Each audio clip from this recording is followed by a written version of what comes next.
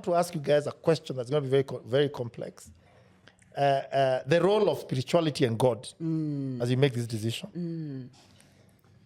You know, that's a good question, because I normally ask myself,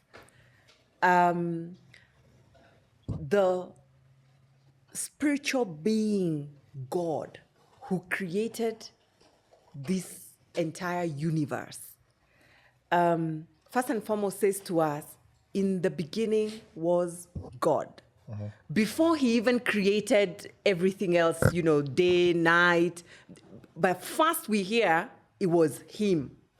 And then I said to myself, you want to first go creating before you even become self-aware, build on you.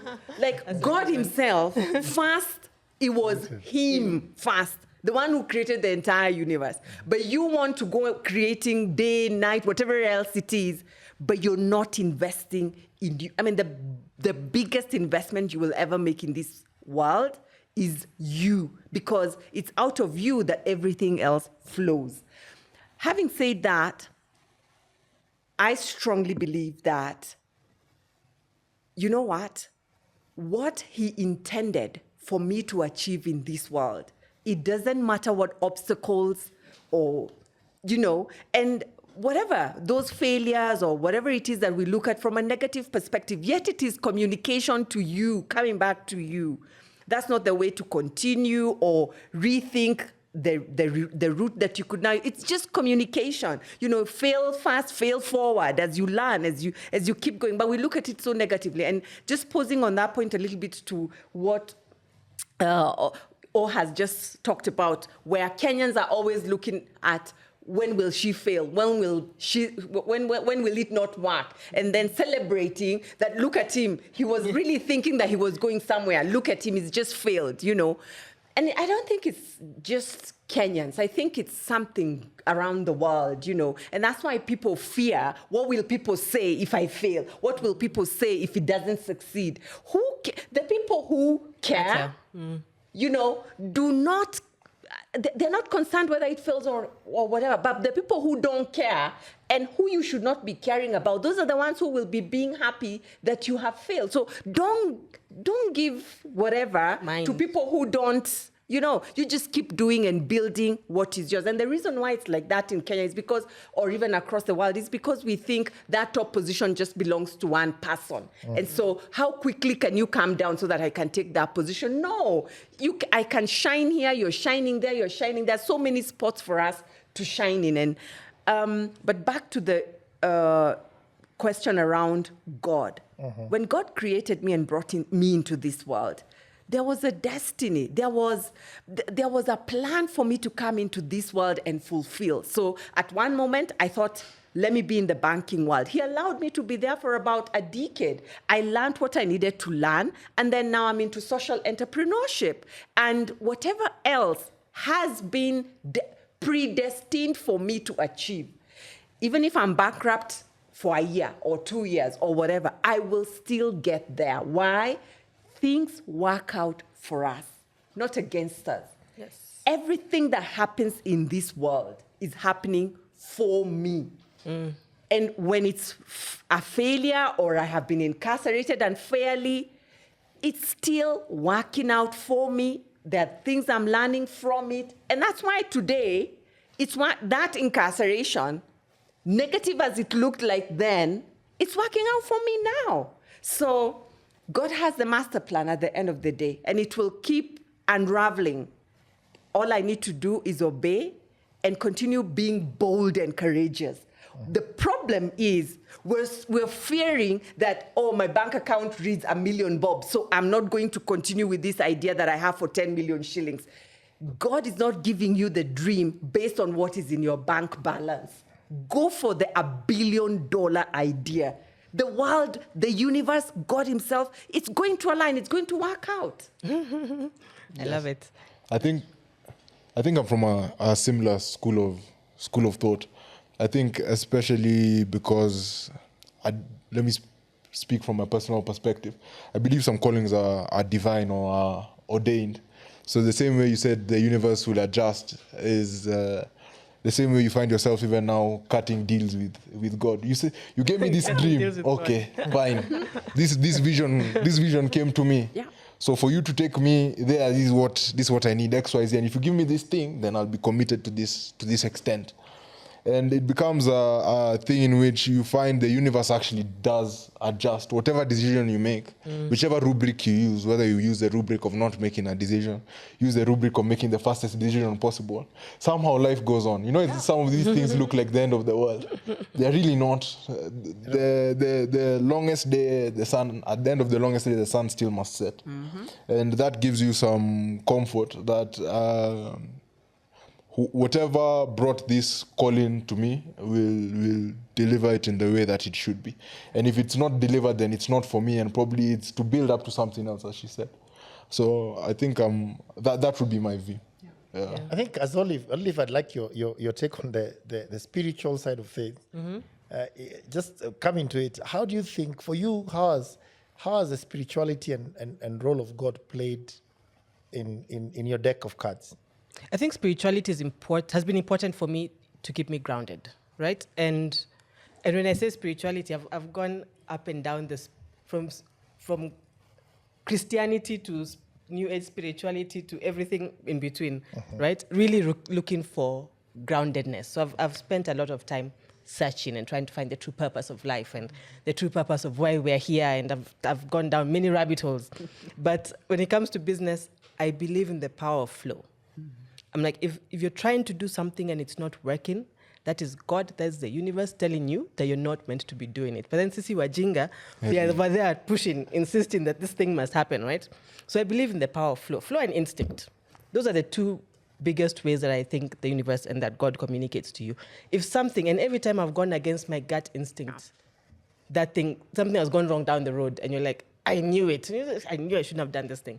And sometimes your gut instinct is so strong, you can feel it in your blood. You know how you just feel, yes, I should not be doing this thing, but it's such a big deal that I can't say no. Let me just go for it. It's not even about values. There's just something in it that your soul tells you no, but you're just pushing, right? Yeah. So follow your instincts and flow. You'll always find when something is meant to work out for you, it always just works out automatically. So for example, Couture Africa, when we started in 2013, one of the things that we were meant to have done was have an online platform, as well as a print magazine and then events, right? And so I'm telling you, we tried to build this website for like 3-4 years. I think we spent, and we kept throwing money to it, but something was not working. Either Stu developer has disappeared, or there was always something going wrong, right? So by the time COVID was coming, then at some point I left it. You know, when things are not working, you just leave them. Yeah. So I left it. Then when COVID came around, I was like, oh, that website that was supposed to have built, I think it's kind of important now. So let's do this thing. We built it in a week, and it is like the most amazing website ever. I'm like, how has this thing taken a week? We struggled for this thing for 2 years, but that was not its time. This time around COVID was its time. It was the most relevant platform. We were still able to make money from it. So flow. When you're trying to do something, if you're not finding some sort of cohesion, leave it alone. Maybe it's not the right time, maybe it's not for you. You can circle back to it a bit later if you like, but just leave it for a while. Yeah. Or maybe it's not the right strategy. Or maybe it's not the right strategy. It reminds me of a strategy that I had built on for about 3 to 4 years. And I was building this strategy for scale and growth. And I had my maths done right. How we're going to hit Africa. What are you talking about? This will be the next big thing. I get to the point, 3rd, 4th year, it's time to now execute. The strategy falls. Let me tell you something. I remember I was in South Africa and I called for an agent board meeting because for about 3 to 4 months, I had fought with myself. How can this strategy not work? How on this? And I didn't have plan B. This was this strategy. And it was going to, I had done my calculations, presented to the board, like you're sure you know this is it. And then just when you're about to execute it, boom, it's not going to work. How now? So I remember calling, for an agent board meeting in the middle of a summit that I was attending in South Africa. And I said to the board, the reason I've called for this agent meeting and the importance of having those 2-3 people who you can tell the truth. Because it's in moments of vulnerability that you get solutions, not bringing glossy papers to say, oh, this is the reality. We have zero plan. You know, or everything we've been building and investing, zero. And to my surprise, I shared, very understanding, and immediately got solutions of what the next strategy would be. But what shocked me was that this plan that I had been planning for about 3 to 4 years, and my calculations of what the impact would be like across Africa. Do you know when it failed, and we immediately came up with this next one? What we had achieved in those 3 to 4 years, we achieved in 1 quarter. Oh, there you go. A better plan came up. A better that you had plan not came thought up, about. something, and it was much cheaper. Like, you unataka kubeba hii msalaba, you know? And sometimes it's because of ego. It's because of ego. How you want it to be. Let me tell you, that 3 to 4 year plan would have stood up and said, oh my, look at what we have. Oh my God. Part of, it's ego driving you, which is so expensive. And I always say, a good day for my soul is a bad day for the ego. I like that. Wow, it's amazing because, and touching, the way I relate to what you're saying is, you know when you go through, I just turned 50, sorry. Between what I imagined at 40 in my life, What I imagined at 40 my life would be, if I was told do an extrapolation, chora kwa graph, unajua vile unaambiwa kutoka hapo utaenda wapi? Oh my goodness. I think it's a different story. If I was told do this movie, and I'll do the movie I'm living now. Those are two different conversations. movies, and I say now, but what is the unifying conversation? And I think for me, the way I look at spirituality is, when it's about rain, and you go out, you can smell there's something, it's going to rain. I think when you know that you're aligned with God in your decision making, it's like it's going to rain. Yeah. And you feel everything is in aligned sync. somehow. Yeah, Is that correct?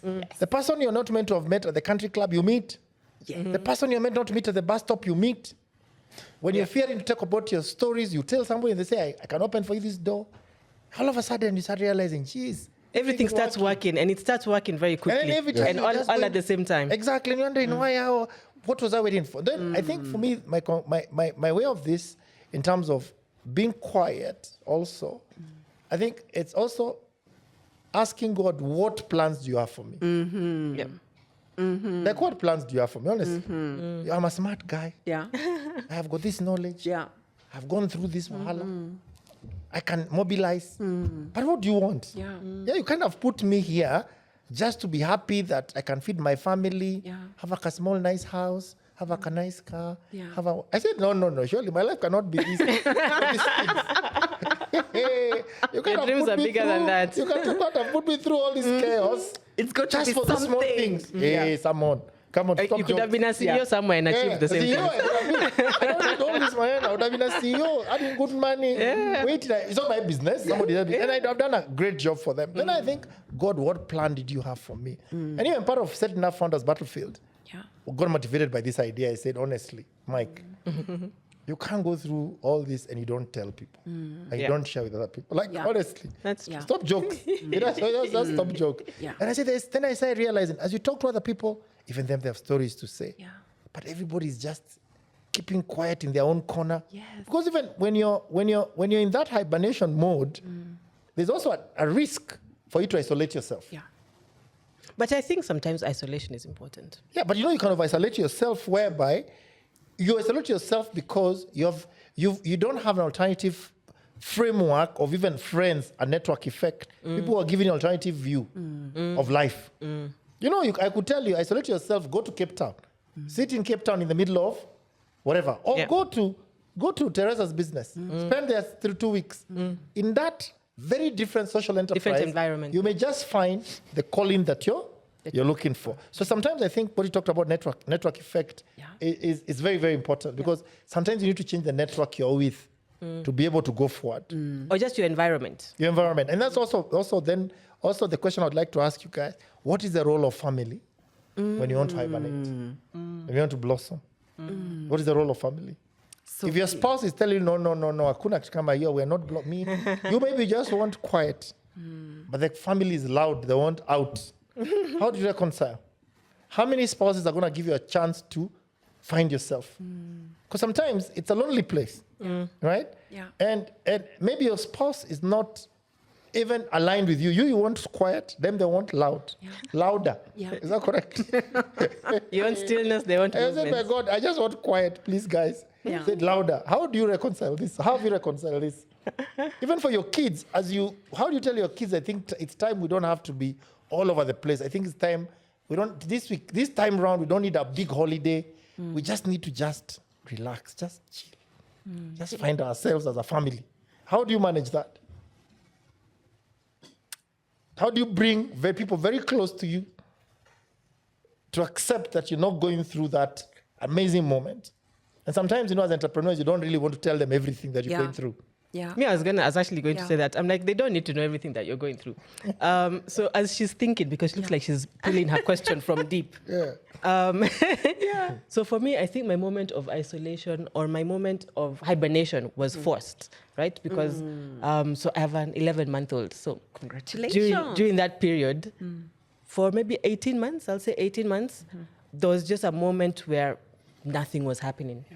And again, even work, I was trying to do things and they were not working. Everything was katika. And you're calling this person, they're like, okay, fantastic, all of that thing. So we push it to GUN. I'm like, okay, what's happening? And then a little voice in my head just told me, maybe it's just time to use this time to just slow down. Because you've never slowed down, you've never stopped. Since you discovered how to make money when you were 17 years old, you never stopped until 30-something, right? So maybe this is your time to just stop. And so for about 18 months, I didn't stop. I tried to do a few things. They were not working, right? Yeah. And I remember, so, I'm a trainer. So, of course, when you're not training, it means you're not earning money, which is a bit frustrating. But we're also in a moment of transition with the Couture Africa brand and the business that we are doing. And so the thing that we were trying to do was also not working. And do you hear me? I'm over there. I'm saying these things that when it doesn't work, you leave it alone. But, sometimes you don't listen to yourself. You don't listen to your own advice. You realize when you're already in it that, this is the flow that's not happening that I should let go.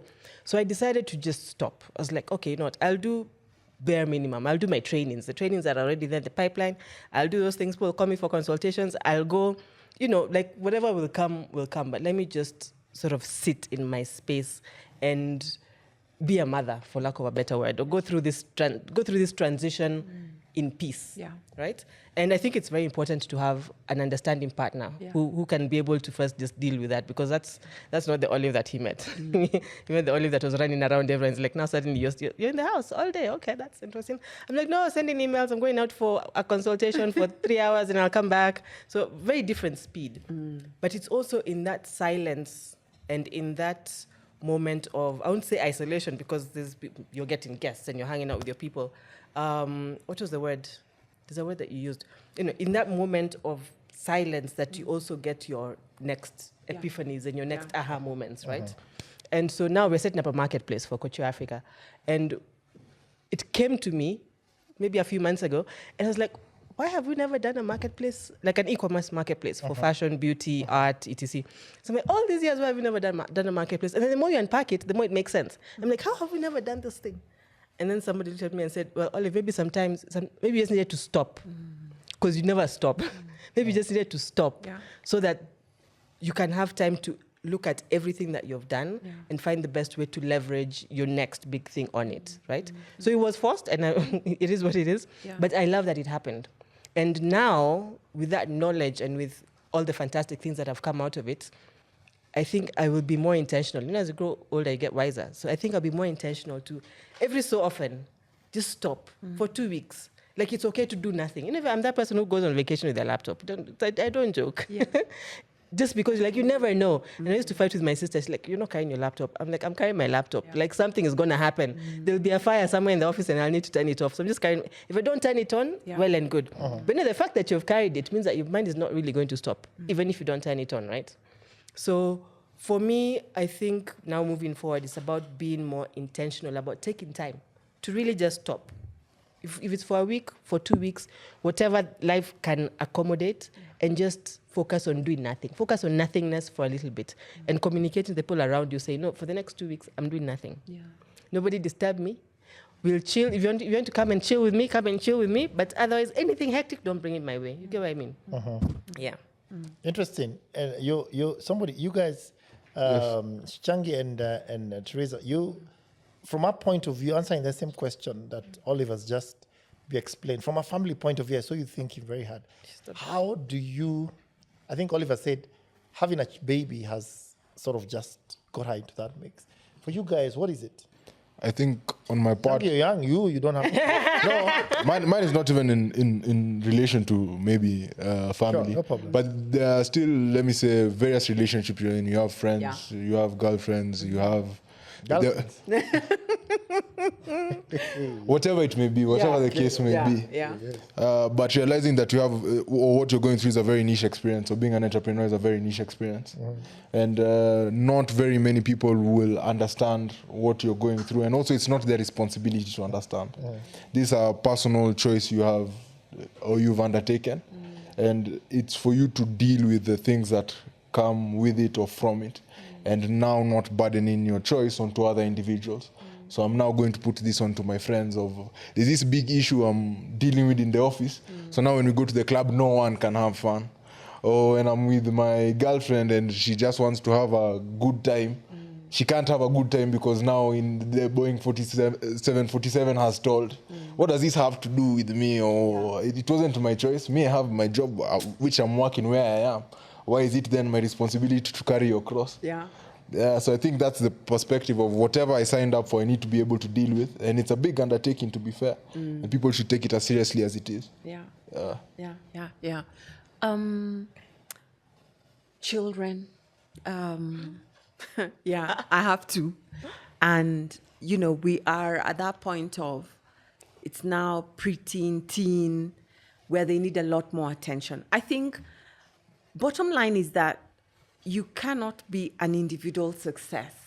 And the reason why I say that is because, especially as a woman, because trust you me, it's two different lenses, a man's lens and a woman's lens. Because a woman as a caregiver, there's that which even your own instincts, you've got to be there caregiving your children a lot more. And on this other hand, there's this vision and this other baby that you have launched that also needs you 24/7. Because truth be told, as a founder, it's not like you go home and then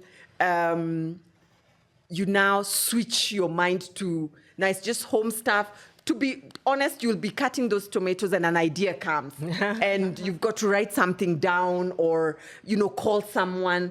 You live with your vision, I think what happens is your ecosystem that is your family has to truly understand, and I speak from a woman's perspective, and a woman who's a mother's perspective.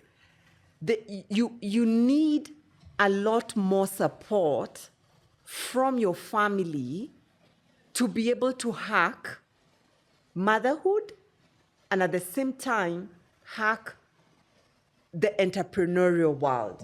Because it's coming with a lot of travel, it's coming with a lot of meetings. But you see, that's not happening, and your children are waiting for you to first do that. You're doing these things concurrently. And so I think to the very beginning of this conversation around times and seasons, when my children were a little bit younger, they demanded a lot more from me. Then it got to a point where school, they can now go to school, which means that I have a lot more time to give my organization and build it a lot more. But now that they're teens, it's demanding a lot from me in the sense that I have to, they've got their peers, they've got all these groups. Before I came here, I had to make sure I've dropped my son, then I have organized how he will be picked from these classes that he has to attend to. And let's also not forget this battle that's going on around empowering the girl child and then the boy child. What are the empowerment? There's all this that's going on that you have to make sure that now I'm empowering them at the same. You're not neglecting the boy child. Exactly. Yeah. Velocity. So as a mother, you need to be very intentional with building your support ecosystem. And you need to redefine what's family for me and for my children. You've got to redefine that very intentionally, and therefore think, to what extent am I including their grandparents? To what extent am I including their aunties? Because truth be told, there are weeks I will not be there.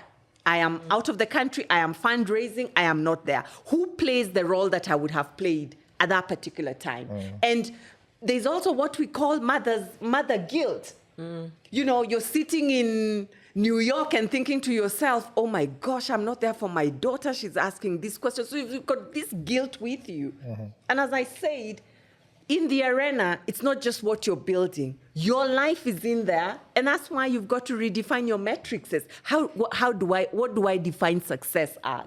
So when I look at family, it's that entire whole productivity and redefining metrics and redefining who family is, because sometimes you could narrow it to your own detriment. So whose family? Whose family, and how are we going to do this thing at the end of the day?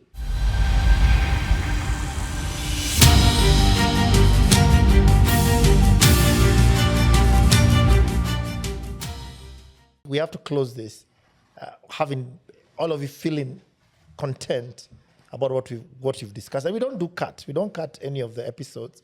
We publish what you guys said. And I think today, now as we come towards the closing, it's really having some level of self-reflection and asking yourself, this conversation we've had is not a conversation I'm sure you've had another time. It's not your typical conversation that you have on a tabletop, right? And you probably sometimes see Bill Gates saying he's going to go and take some sabbatical somewhere in an island. Wealthy guys say, I'm just going to go to a place in a cabin. Okay, I'm going to stop, leave my private jet somewhere. I'm going to take a boat. That's what a lot of these guys do. Is that correct? Yeah. We don't have those amenities. We'll be taking private jets and sitting in a small hut somewhere with no internet and whatever island, right? And one of the guys who's a true reflection of hibernating and coming out strong is Trump. True. Look at Trump. Whoa. Trump is a classic example of what we're talking about. Knowing when to take a back and knowing when to say, I'm going to fight now. Okay? Even our current president, if you think about, he's a classic example of that kind of resilience. When to know, when to push back, and when to say, I have to hit the ground and do. Because I guess he got elected against all odds, if you think about it, when nobody even expected it. So when you now move forward in terms of conclusion, I think I can start and help you guys sort of read the cue on how to conclude. For me, it's not something I even thought about. I just realized that how do we hibernate? I think when I was younger, I used to hibernate every year. It was driven by national holidays. Easter, Christmas. okay. Christmas, to relax. Is that correct? Yeah. Then you feel guilty because you've indulged. So the first 3 days after holiday, you're saying, my God, I'm even more tired than I I don't even know if I'm going, I'm coming. Is that correct? Crazy. You think I'm more even worried. Yeah. You have more anxiety. Yeah. Is that correct? You realize you're lying to yourself. Christmas, I'll make a decision. What decision? So you lie to yourself. Okay? Is that correct? So you grow out of that youth. And even many people still do it, I guess. Yeah. Maybe in your youth, as somebody said earlier, you grow older. It doesn't mean when you're 70. 70, you could still be very young. And somebody at 20 could be much older based on your wisdom, right? So now, wisdom of years, you say, okay, I'll be doing it quarterly. But then quarterly, you're driven by family holidays. Kids come. Yeah. It's holiday time, quarterly, 20 holidays. That's a Nasemantari group. So you realize you're not doing it yearly, like Sichang is doing. Then you have kids. He doesn't even know when holidays are. He doesn't know, I can assure you. He doesn't know there's holiday, but they've just gone back to school. Then you're thinking, I'm going to take when my sons are in school. And then, they're on holiday. That's quarterly, right? So you're doing it for external, right? Then you go to monthly. Monthly, now you're a founder. You say, hey, when there's no payroll week, the week after payroll, if I've paid payroll. If I make payroll. Oh my That's the next goodness. week The of second week of the the month. second week of the That's month. the Let me second week tell of you, the it's month. among amazing month for me. Second week That's of the the month. second week is the time I feel. Yeah. You can Second, third week, I always feel happy. Yeah. Last week of the month, like this month, now already I'm thinking, I have to chase this person. This one is looking for me. They want this. They want to be paid. They want this. Second week, people forgive you. They say, "Wacha tungoje third week."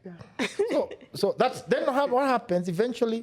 True, I would say, true release or true freedom. Then you can do this daily. Okay? Because what happens when you go to week, from month is payroll, then you go week. So week, start looking for weekend. So your day is weekend. Week, no weekend. We have moved from yearly to weekends. No weekend, we say, my God, Friday is coming. Monday, anxiety day. Is that correct? Now, I think when you need to control this narrative is when you're able to do this on a daily basis. And for me, I think is learning less is more and more is less. No, less is more and more is less. Yes. When you look at your calendar like this, you say, hey, I'm only going to put in this calendar what really matters. I'm not going to go for this party. I'm not going to have this formal. I'm not going to go to this event. I'm not going to meet this person. They really waste my time. Your energy giver can also be your destroyer. They give you energy, but they are nuisance. Is that correct? I'm not going to go to this event because I'm being told to go. What am I doing? They won't even know I never showed up anyways. Is that correct? Then finally you realize it has to be about my day. Now you start realizing, oh my God, I need to join the 5 a.m. club. So I need to wake up. I need to meditate a bit. I need to go jogging. I need to get to the gym a bit. All of a sudden you realize you're taking control of Your time. and now it becomes your hibernation is almost like on a daily basis. It's like a graph, like a daily graph. You've got a 20 minutes there, you hibernated, you made a decision, you found yourself not too noisy. I used to walk a lot, like every day I do like 4-5 Ks. From around 6:30, I dropped my son in school. It was for me one of the best time. You know the feeling of the cleanliness, clarity of how you're thinking, no noise, no internet, and I found, my God, it helped me so much in moments of challenge. Now I start realizing I can't get up with a hangover. It's too expensive. Oh, because you have to work. It's too but it's also too expensive. To wake up the hangover, it's too expensive mentally for you, right? And now finally you own the destiny. So I've just been trying to reflect, can you really get to a point where you hibernate on a daily basis? Because think we are like animals. At the end of the day, we go and sleep. So at night, don't you hibernate? So if you don't sleep for 4 days, don't you become crazy? So now think, since you're sleeping anyways, now how as a founder do you also hibernate daily in your decision making? So how do you do it? How do you create that mental agility to say, I don't have to decide that now? Or I'm going to make this decision now. Or I'm going to make, how do you make that decision? So learning that daily rigorousness so that you're no longer part of the, as you said, conversation of everybody else. So you remove yourself from the noise, right? So that, I think, for me, as you guys spoke, I just realized is the most powerful thing that I can tell myself. To have that discipline, to have that daily conversation with myself. Yeah, that's fantastic. Yes. So I think, first of all, I can't overthink in the morning. I have anxiety. I have entrepreneurial anxiety.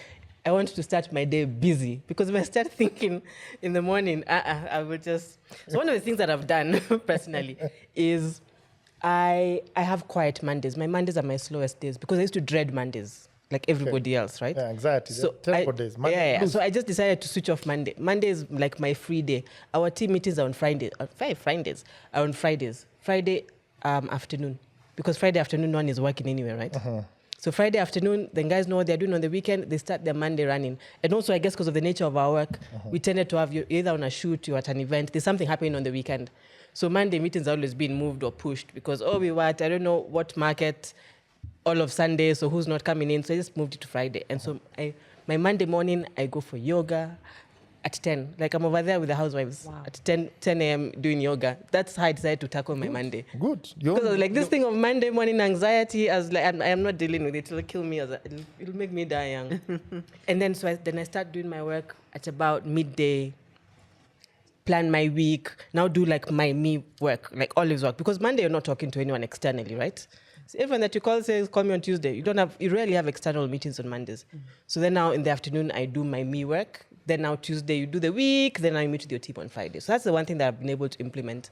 That helped me for the last 10, 15 years. Because I used to wake up with crippling. You go to sleep, that feeling of like when you're in school, that back to school feeling. Right. You go to sleep on Sunday having that feeling of the things I have to deal with on Monday morning. But I think something else, just as I was listening to you, I was thinking about it, is adding, and I do this, I didn't realize it wasn't necessarily intentional, but when I need to think through something, I like to walk and I like to cycle, to spin. So I either spin, I have a bike in the house because of COVID, which now has made it easy because now I can spin anytime. So I either spin or go to Karura for a walk if it's not raining. And just spin is what? 45 minutes, a walk in Karura is an hour. So just do something that will, something physical. That I feel like it clears your mind. And when you're doing that physical thing, you just let your mind wander. Whether you're thinking intentionally about the thing, your mind always, you think about what? We have 50,000 thoughts a day, right? So wherever, let your mind go wherever it is that you're going, but you set your intention at the beginning and to figure X, Y, Z out in the next hour. But you're not necessarily actively thinking about it. You immerse yourself into that physical activity. And then by the time you come out of it, you feel a bit fresher, a bit more energized, take a shower, then now go and tackle the thing that you need to tackle. Yeah, that's what's worked. Wow, and that, I think that also gives you, also that starts creeping into happiness. Yeah. So realizing that also becomes your happiness gene. Yes, exactly. Yeah, you just realize it, that anxiety makes you, and I hate that anxiety because it also gives you some level of, almost you ask yourself what's going on. But you see what you've done, you're creating what you call your happiness conversation. Is that correct? Yeah. Amazing, yes? I think I'd say, yes. I think I'd say on my part, it's a realization that what got you here won't get you there. I think in the early days of your enterprise, you actually just have to do the 18-hour days. And even not the early days forever, for a very long time. No, at some time it has to be even a 20-hour days. But as you're saying, on Monday, you actually don't do hours. So the 24/7 not knowing what holiday it is, like for me, you even become a fixture in your office. You're like a lamp. People expect to come to your office, they'll find you there. That guy doesn't do anything else. But what got you from, let's say, the first level is not what will get you to the second level. And taking ownership of that and realizing that, as you're saying, in some situations, less is more. So not every idea you also have, you have to execute. You can give ideas to others and actually even invest in them and earn money in your sleep, as you're saying. So that maturity that comes with time and age as an entrepreneur, because I might be 23, but I've been an entrepreneur for 7 years. My first business started when I was quite young. And some of these things you just have to accept and own where you are. And then you'll be able to understand when it's time for hibernation and when it's time for blooming. And flow is also important. So not to force anything and not to force a season. If it's not your time to bloom, then it's your time to work. Or if it's not your time for hibernation, it's a separate season in your life. So I think just also coming to in alignment with reality or accepting reality. Yeah. And I think something you said as we close with Teresa, and I think building on to what Olive said, flow. Yeah. But also, your life could not be flowing as fluid, but you also could be the gatekeeper, not allowing others to flow. Yeah.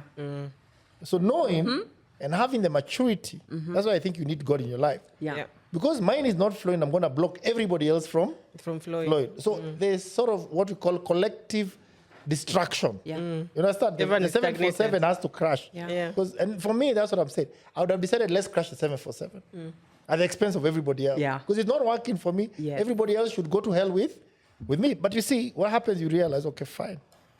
Even though mine is not flowing, I need to allow others to flow. And maybe God is pushing you to allow others to flow, to open up your flow. Detaching from the ego. There's something that she said around your ego, your soul and your ego. There's a quote that you said. They always compete. Yeah. A good day for the soul, a good day for the ego. Your soul is a bad day for your ego. Yeah. And as we bring this to a wrap, and on that point about a good day for your soul being a bad day for your ego, to the point of just because mine isn't flowing, so everyone else's will not flow. It's not about you. This thing is bigger than you. Sure. You're just a vessel that's being used to bring about magnificent solutions or pathways.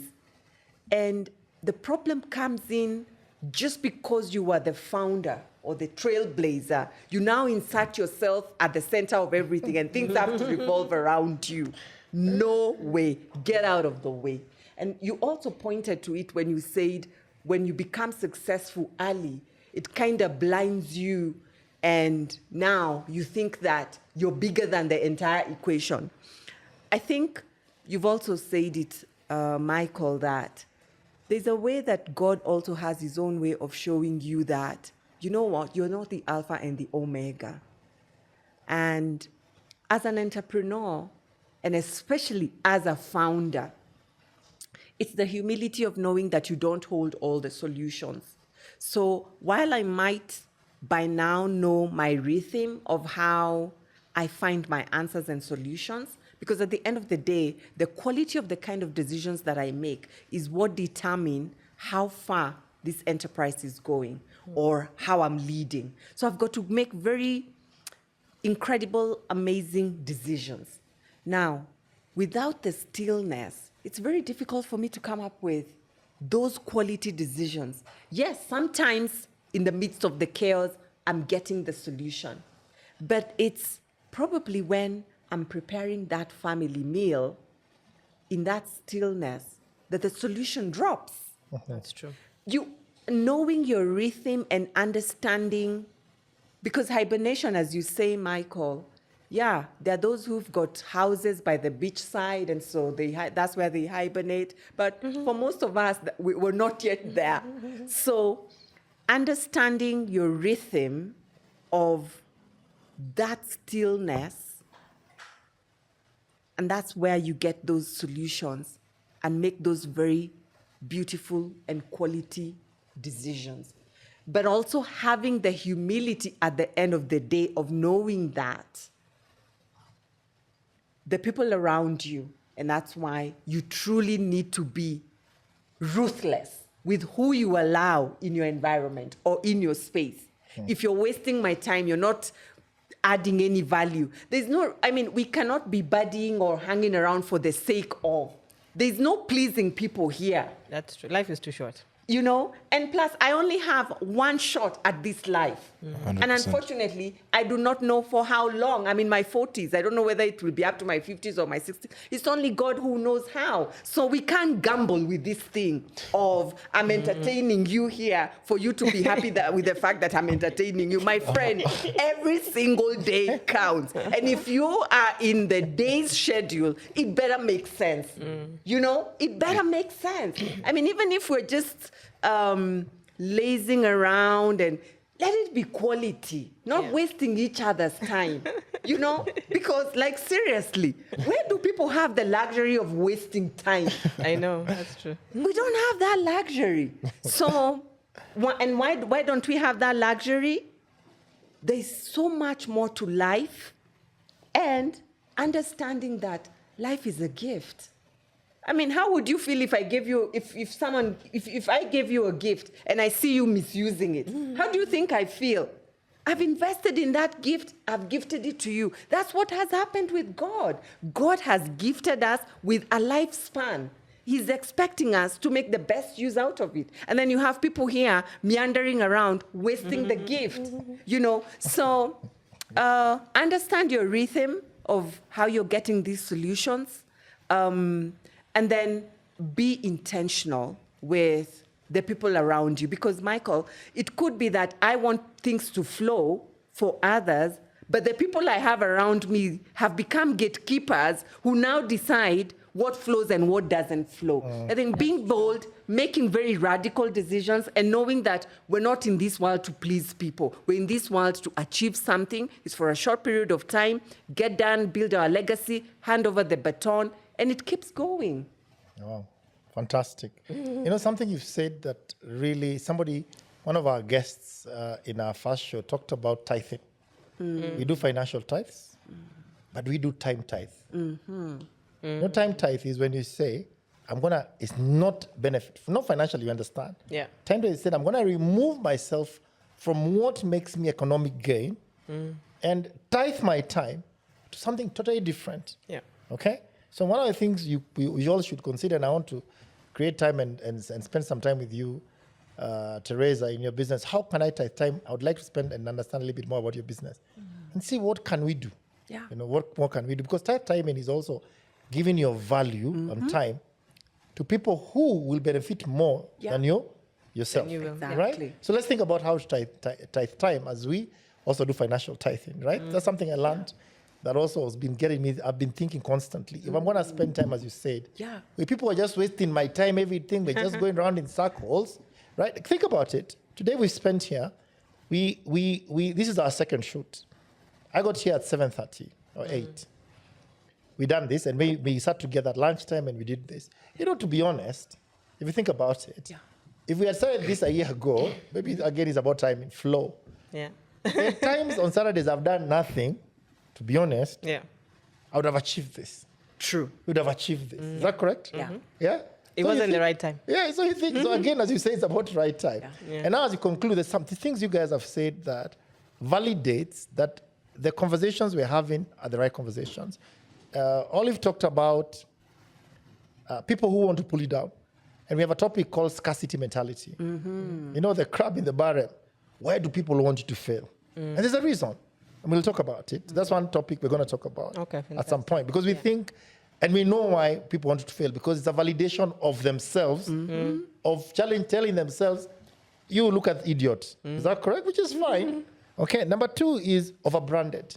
You know, when you realize, my God, I think I am too much in their face. These people hate me. They hate me because I'm successful. They hate me because now I'm everywhere and everywhere. So even you need to take hide a net and say this brand of mine is becoming a liability for me. You have a topic like that called overbranded. Okay. How do you manage your brand when now you're in everybody's nose? And you did it not even intentionally. You became a superstar. Just became that guy. And that superstar becomes a problem for everybody. Is that correct? What is this business? We have another topic called network effect. How do you build your network? Which to work for you and against you. Yeah. And when does your network start working against you? It worked for you, but now it becomes a disaster for you. And you have to figure out, like, how do I navigate this situation? How do you also mitigate that network effect working against you? So you guys have talked about this. Talked about mental health. Those are big topic we want to talk about. Yeah. Something else talked about being a punching bag. You know, being the starter. You always be the first starter. Teresa and especially women have that challenge where you started a business and it doesn't go where people say, you see, should have just stayed home, you know. Exactly. Where is she doing? Who does she think she is? Who does she think she is? Is that correct? Or even when you're young. Yeah. Hey, Or when who's you're this young. Tangi? What does he think? Yeah. Who is he? Wait your time. Wait your time. You say, what is this business? So you know clearly if I fail, these people are going to be using me as SI reference of failure. Like, imagine, they use you as SI reference of failure. Ridiculous. goodness. And then we also have something called a conflicted soul. You know where you ask your soul, like, my God, what is this I'm doing? This is so against my DNA. But unfortunately, you ask yourself, what do I do? You're caught between a rock and a hard place. What decision will I make? Yeah. You know that's what I'm talking about. Yeah. Yes. You're in a position, you ask yourself, what is this? Yeah. This is not what I know. This is not what my parents taught me. It's what I believe. It is not even in God's line of work. Why am I doing what I'm trying to do? And you ask, and then there's always this issue of look at the lesser evil. Then at some point, you don't even know what evil is anymore. You'll just be doing it. Yeah. So we have a topic like that. And finally, something called, you talked about the judicial system. And one of the topics we have there that we also talked to is when, as a founder, do you know the judicial system will work for you and will work against you? Wow. When do you know this one here Yeah. The way the situation there is looking. Which rule book will follow? Yeah. Who will work for me here? Even if the judicial system is perfect, Yeah. you know this place, this place Yeah. is going to take me. And the one question I never asked, and I want to ask you guys a final, not ask a question, leave with one thought process. When have you found founders using the judicial system to give them breathing space? I think they do it all the time. You do it all the time. Is that correct? But also at the same time, the judicial system has also a place to help you hibernate. Yeah. Yeah. Yes. Because you could be going through bankruptcy. Yeah. And my friend, you don't know anymore what to do. Yeah. People are in your house auctioning you left, right, center. You say, this company, to be honest, it's not me. Yeah. I'm not going to die with this company. You need to put it on there, on a banner called receivership. Is that Yes. correct? Yeah. And you see many companies doing that of late. Because it reaches a point you realize this company is going to kill me. Yeah.